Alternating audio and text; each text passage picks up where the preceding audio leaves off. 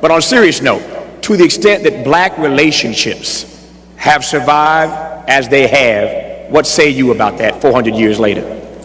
It is amazing that black relationships have lasted for 400 years. They lasted this morning. They're also going to last tonight, and you may not even know the person to whom you're going to have the relationship with.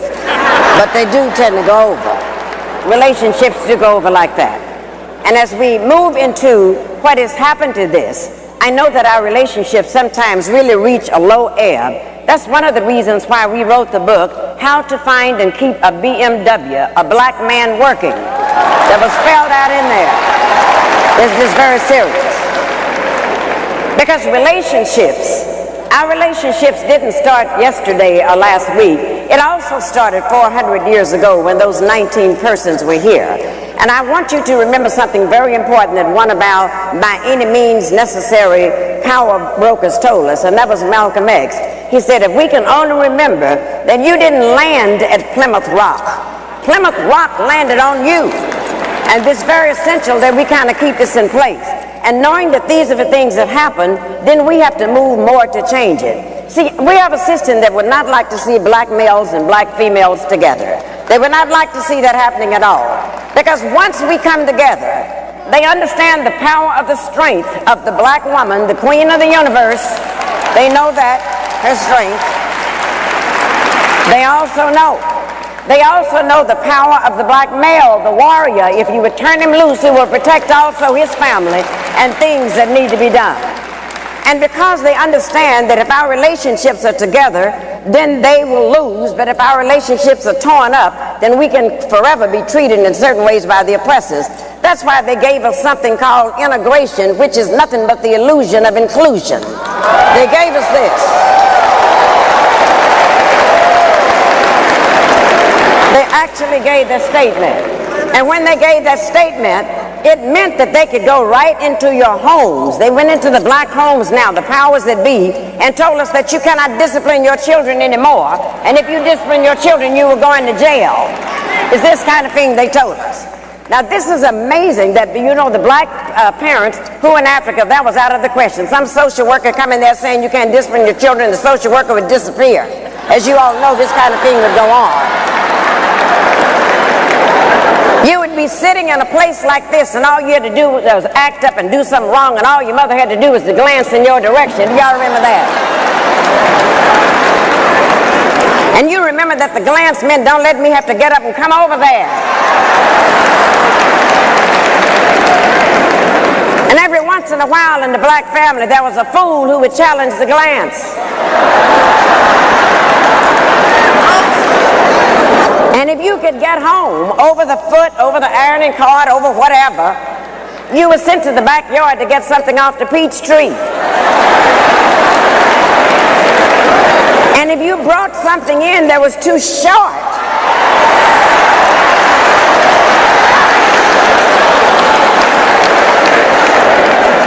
God forbid that you would do something like that. But then it got so terrible in frightening us. This is why we got to take this back, and this is the best part of our action plan, is to reclaim the minds of our children, because then they went into the public schools and took discipline out of there. So when we acted up in there, they put our boys, our black men, into something called special ed classes.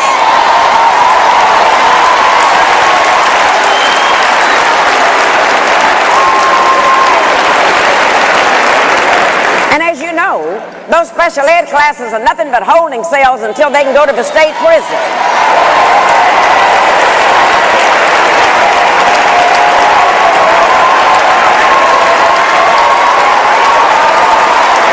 But this is what they did. And then, the one thing that they knew, that if we can put them in prison, if we can have them convicted for a felony, then once they get out of prison, they cannot get a job.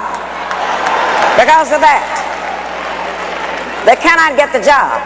And then if they happen to eke out and find a job, then they have to pay taxes on a job, yet they cannot vote, and I call that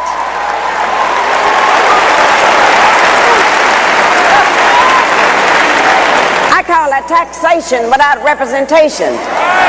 That's what we're looking at.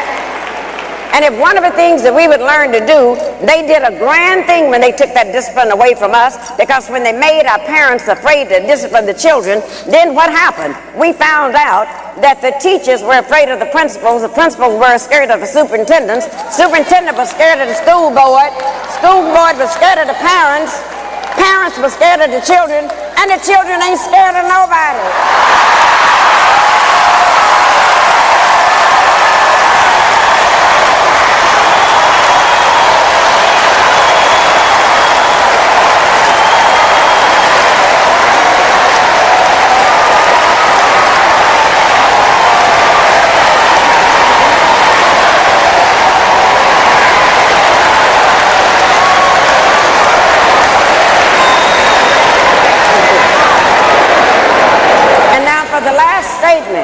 The last statement, the reason why we're so pleased to have the covenant, it makes all of this type foolishness stop. It's going on under Angela Glover in San Francisco. It's all over the country, and they're all saying we finally have a movement where we can take back over the minds of our children. And the first thing we got to take over, the covenant taught us that we do not have to have black leaders anymore. It told us because everyone in this room is empowered to be a black leader. Everyone in this room.